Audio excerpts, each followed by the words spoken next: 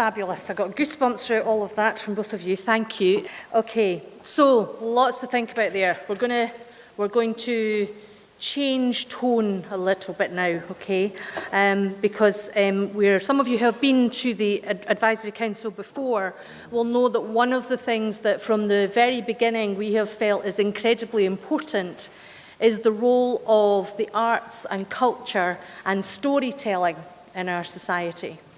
And who tells the stories, who gets to tell their stories, how are they told, where are they heard, where are those spaces, and how those stories affect society, how they affect culture and attitudes. So that role of kind of arts and culture from day one has been an important thread that has run through all of our work. And actually the amazing work that Linda is doing here on our illustration even is a bit of a kind of nod to that version of visual storytelling of what we're talking about.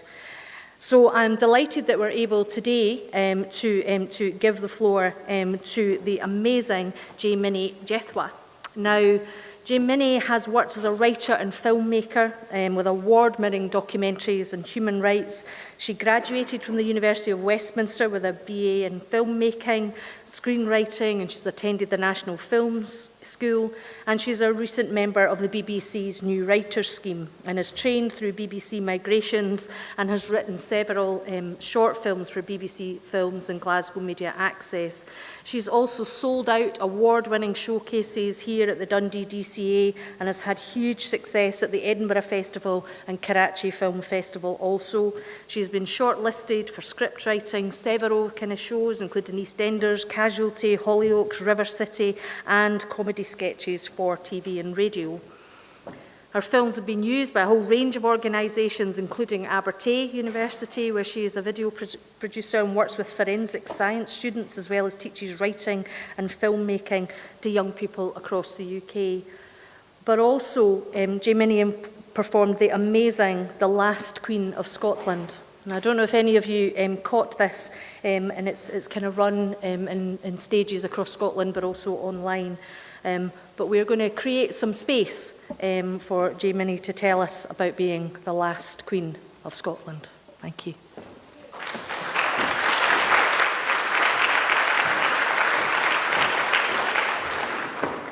Hi. Oh, it's good to be here today. So how I came about the last Queen of Scotland, I was born in Uganda, and Idi Amin had obviously forced all the Asians out in 90 days. And he'd called himself the last King of Scotland. So when I got kicked out of Uganda, I felt like he took Africa from me. So I thought, you can't have Scotland as well. And that made me think about all the things that I wanted to say to him, because he changed my life with that one decision. And I started writing these conversations that I kind of would have liked to, things that I would have liked to have said to him about, what do you know about Scotland? Wearing a kilt doesn't make you Scottish. So that started to make me think, because I was turning 40, and it was 40 years since the expulsion of the Asians from Uganda, that maybe I should start writing something about that experience and the impact that it had on my life. And so I wrote the play, and I decided to call it Last Queen of Scotland, taking the title back from Idi Amin, because he was a boxer, and I decided to go in the boxing ring with him. Sort of metaphorically through those words and in the play. So the play was on at Edinburgh Fringe and it sold out in a couple of days. And today I'd like to just read an extract of the play, which was about me, right? The play is about me writing the play. So I went to Uganda to do the research on the play, and this extract is when I go to meet Mr. Mehta, who was who is still very influential in India and in Uganda. He owns a lot of the sugar plantations, and he's very close with Idi Amin. And I went to his house to interview him. Mr. Mehta was tall and distinguished like Indian royalty. He was dressed smartly, professional, and he was always graceful in how he put things. We were sat round his dining table in this mega mansion, and he kept saying to me, "You speak Scottish." He would speak to me in Gujarati, and I answered in Scottish. He talked about the Israelis and how even after thousands of years of persecution, they still teach and speak Hebrew. He said, maintain identity. You can assimilate with cultures, but you must know your roots. These are the extra strengths in life. I wanted to tell Mr. Mehta, I didn't forget my language. It was taken from me. I had to speak the Dundee banter to survive. My mum and dad had stopped speaking Gujarati around the house. They also stopped speaking Swahili and Luganda when they got to Fintry. Amina told Mr. Mehta that they could stay, the Asians, and that he would allow permits for his workers. But that never lasted. And the soldiers, they started to raid the camps. Mr. Mehta had to keep a low profile, but he said one night the soldiers came to force him to leave or they'd kill him. But he'd hid this helicopter in the sugarcane and he got out of Uganda that way. But then he said after all the hoo-ha, they asked him back because they couldn't run the plantations or the businesses without him.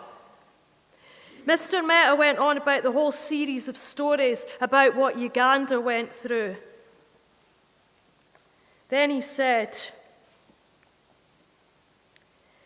he used to come here, Idi Amin. He talked to me. Mr. Mehta said he was a friend, if you could call anyone like him a friend. Very charming when he was sober, big personality. But when he got into a fit of anger, he was like an animal. Mr. Mehta's face was slowly churning, and the more he said his name, the worse it was getting. He started to speak slower and slower, and he said, I told him not to do it.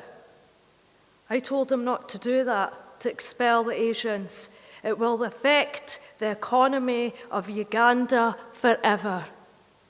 The peahens made a racket in the garden, and I couldn't quite filter it out.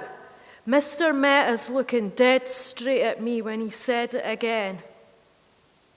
Where you are sitting, Amin has sat in that chair. I couldn't breathe. I felt him right there. The first time I had got so close to Idi Amin in real life. You see, I'd never met him, but I felt like I did, because he was with me from the very start. Idi Amin Dada had got me again. He annihilated the whole mission in a oneer, reminding me of all the bad things, the casual guy, the black tiny feet in jelly sandals, and how the maniacs never ever leave you alone. I had to get the crew gathered pronto, and my head was done writing. I got a hold of Michael. He was lost, and I was lost. We were meeting Moses, and his directions were beyond rubbish. He kept calling and calling and calling, and the streets in Uganda just made no sense. They were all gutters and holes. It was well dark that night. We schlepped about the whole place. This screeching, kind of hellish gospel blares from a church. The phone was going, and I was pure crapping myself. The screeching goes higher. It wasn't Moses on the phone. It was Snaggles' wife. Snaggles was the guy that had helped me write my play, and I couldn't quite get what she was saying, but I knew what it was. I got off the bike and I stood there, The racket got louder. Michael stood there gawping. I saw the Boars Rock in Dundee. I seen Snaggles pure staring at us, his Wrangler jeans, his dirty nails, and my mum saying blue-black. Right there in the depths of Kampala, I gave it some Jagger and Shoom. Niall, my mate in Dundee, said, Snaggles stood up for you. That was piercing right through me. That God Almighty noise churned my guts. Michael goes looking at the church. Someone has passed. I kissed the Kampala canvas that night and thought about Snaggles saying, write about him. And I knew then I couldn't write anything, especially about Idi Amin. It was all pointless. I tried to hold it together and I kept repeating what I'd been told. Don't show them any signs of weakness. Never show them emotion. I was standing in Hooters crying. What a name for a reggae club.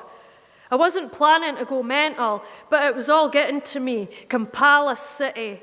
I told Michael it was kicking my arse, and he said there's one reality in Kampala. He went on about the levels. You need to control them or they will control you. It was raining so heavy that night and I'd had enough of it all. You know, the whole Idi Amin thing. I was trying to picture my mum going to school in Lugauzi. I was picturing them driving that ginger and Terby road to the airport the day they left. The car being stopped. The soldiers. Kamamayo! Kamamayo, the searches, those searches, the car stops, the roadblocks, luggage being searched, more blocks. Mambara the driver helped us. We could never look the soldiers in the eye. My mum said we had to keep our heads down. Keep your head down and get on with it. They took everything. Plastic bangles, photos, books, anything they could get their hands on. They checked everywhere, right inside your clothes. Their hands were so black. I saw my mum standing in the kitchen in Dundee rolling chapatis when she said, I tried to stop them. The rain, it wouldn't stop. I was stone cold, Ganesh-style epi, proper, dead in my tracks. The Rastas were chewing at the Milla and dancing, and they drank Bond 7 from carryouts under the table, and they were just blinking at me. I couldn't remotely dance. The roadblocks, the searches at night. I felt the soldiers' hands rummage right through my guts. I suddenly got so angry. I thought about Idi Amin, walking about all lavish and full. I saw my dad's shop in Ginger, Mola Atta and Sons, and our house, plot 16 on Madvani Road. I was wiped to the floor. I was born here. I ranted in my mother tongue. Dundee and the Boars Rock flooding right into Kampala City. I couldn't stop the rain soaking my face. But I knew the suffering had not ended, not for Africa or me. It just went on. I thought about him, Idi Amin, dressed in our tartans, drinking our whiskey and the blackest bagpipes of wood, shagging all his women, and how not one drop of his people's pain had hit him. Indian Mzungu in Africa, they shouted. But I was like, I'm not a Mzungu, I'm fake Uganda. The streets of Fintry came right back. Findus curry pancakes, my sister snogging Elvis the pelvis, rolled up chapatis with marmalade. My wee sister running through Rothis Park, playing football, Dougie lads, how cool, better than bend it like some cunt Beckham. I was thinking thoughts in Gujarati and Scottish, and I hear that in my head, and it sounded just like Burns and his top-notch flow. Welcome him. Then another right hook to the head.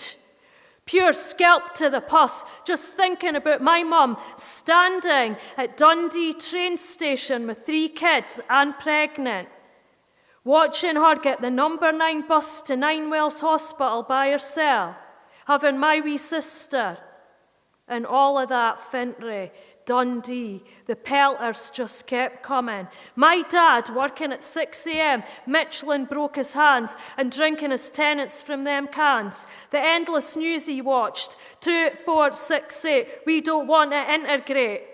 My wee brother crying, that AC/DC denim jacket splattered with blood after some man punched him to fuck. And I kent then that things would have been so much better if we never got kicked out. I felt so much loss outside Hooters. And when I get back from those adventures, I show my mum the pictures of our old house in Uganda. I show her this one, and she just says, "That's not it." That made me so angry. The whole Uganda mission had been a total waste of time. From Dundee to Kampala and all the way back, for what? Niall, my pal in Dundee, comes round that night. Niall's always on about, "Why are you so angry?" And that made me angry as fuck. I tried on bended knees. I prayed to all them Hindu gods, and ken there's a lot. I even got this picture of our special god, Shir Lirbai Mataji. And I said to her, "Ken, my heart's hurting, mak it go awa." She never did now. See, I don't know what kicked it off that night, but things were no good.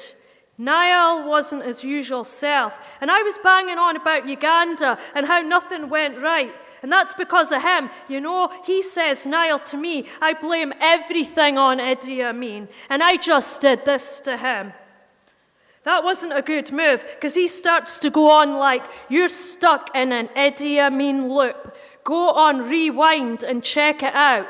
You've pure hug and tailed that to buggery. Go on, let him have another pounding." And I wasn't even caring. I was like, "Dinna even start." But he wasn't having it. I tried to cut him off, and it never worked. And Niall says, "Check the Mill Lavies. You might find Idi Amin there." So I went after him full pelt and gave him what for, you know. And I said, I never trusted a word he said. That totally flipped his lid. And he goes into this rant about, "You can't keep going on about Idi Amin. You brought him to Dundee. And now you could boot him out. It's para thinking he's chasing you through Charleston Drive and all the other lunatics you find to keep him alive. It's no what you see with your eyes in those dingy dark holes. It's what you feel. And you ken who to trust. You ken that all right. Growing up in the schemes and being the only Indian, and you're telling me you survived that without kenning who the good cunts really were. The Scottish spirits, them laddies that always looked after you. I bet you can name them all now. So I did. Slowly, the names came back to me. Dyer, Peen, Walker, Miller, Colgate, Hippie, Stotty, Lammy. That's the names you should be saying, not Idi Amin. Keep them alive.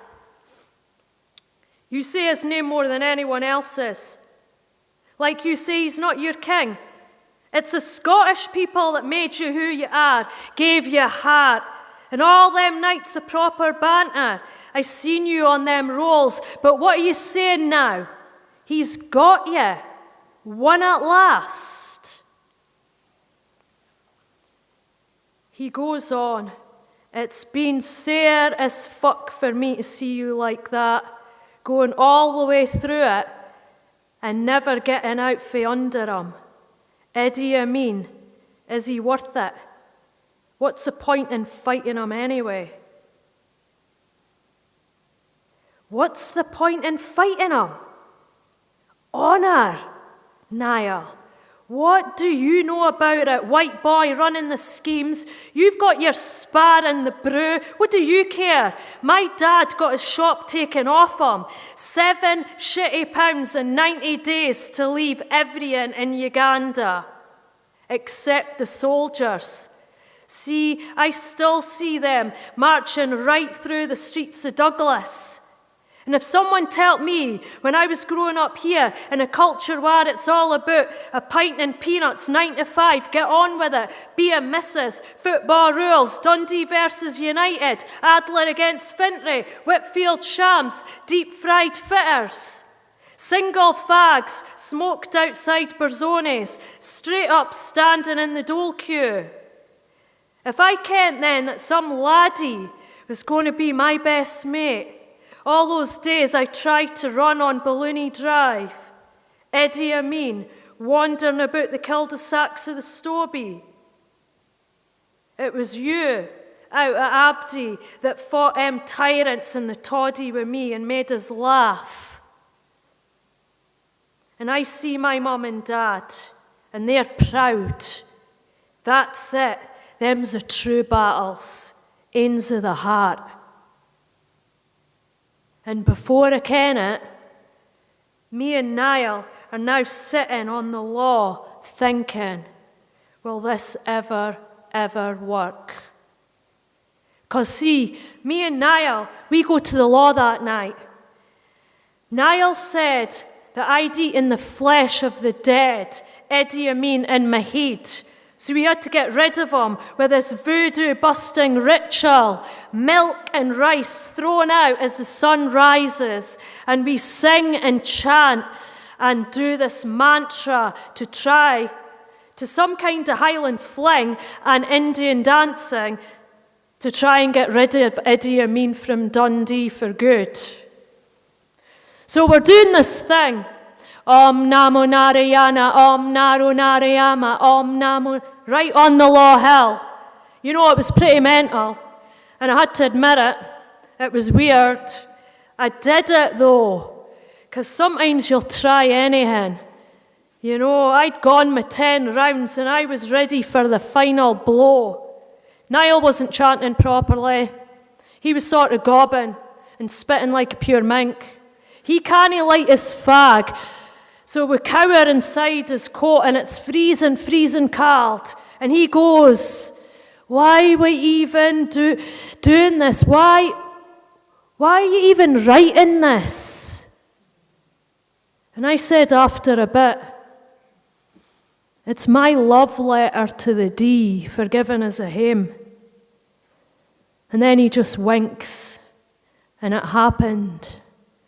It was supersonic, subtle at first, but I heard it in the mighty, mighty Scottish wind. Ding, ding, ding. I'd won the title at last. Geese the belt. I've won it fair and square, punch by punch, blow by blow, 40 years ago. Now that crown belongs just to me, the last Queen of Scotland. And I saluted him, Eddie Amin, goodbye. And then I just pelted my poem out, my final words to Eddie Amin. I said to him, I had a dream today, and in it God told me to expel the Asians in 90 days. I have a dream about him and the noises he makes. People like to make a noise, even in their words, which can be patter. Lucky if you hear the pitter-patter. Some people love the sound of their own voices, so much so they think they are king. They even call themselves a king. But no one can do that, can they? What does he know about Scotland? Wearing a kilt doesn't it make you Scottish with your 90 wives, some say more. Fathered a load of kids he's ignored. The greatest brute Mother Africa brought to life. One, a true king. The other wasn't any kind of king. Did he know Scotland? I didn't think he ever heard the bagpipes. Inhale, a broth boil, a football, count the cribbies, exhale. I'm running up that brae and I'm thinking he had the patter all right. And he fooled a lot of people with his sound bites. I am the true hero of Africa. And in these words I have said, I've just bled and truth has been spread. All across this mountain, Scotland, my mountain home, Scotland the brave. But I'm always afraid, because I can still hear him, and I listen to the noises he makes. It's in the darkness you just haven't met. Whispers in your head, mighty, mighty flags. And then I feel his beats, thundering, fear hovering always near. But it keeps me listening for another kind of noise. And then I hear him, the real king, say, just to me, free at last. Thank God Almighty, we are free at last. Thank you.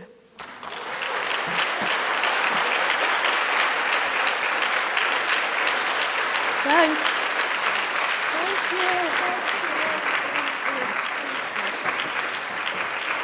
you. Wonderful. That was absolutely fantastic, and you just couldn't hear a pin drop in the room. That was really amazing. And that's the thing about the power of stories. We all have stories, all of us. I just only wish that I was able to tell mine as eloquently as you. Jaimini, that was beautiful. Thank you. Okay, so we're going to have a comfort break. Okay, so time to kind of reset our thinking. So just to kind of keep things kind of moving along. So comfort break, 10, 15 minutes. So I think we'll kind of come back and go straight into our discussions. Okay, so 15 minutes and then we'll be back at 15:15 to start our discussions. Thank you.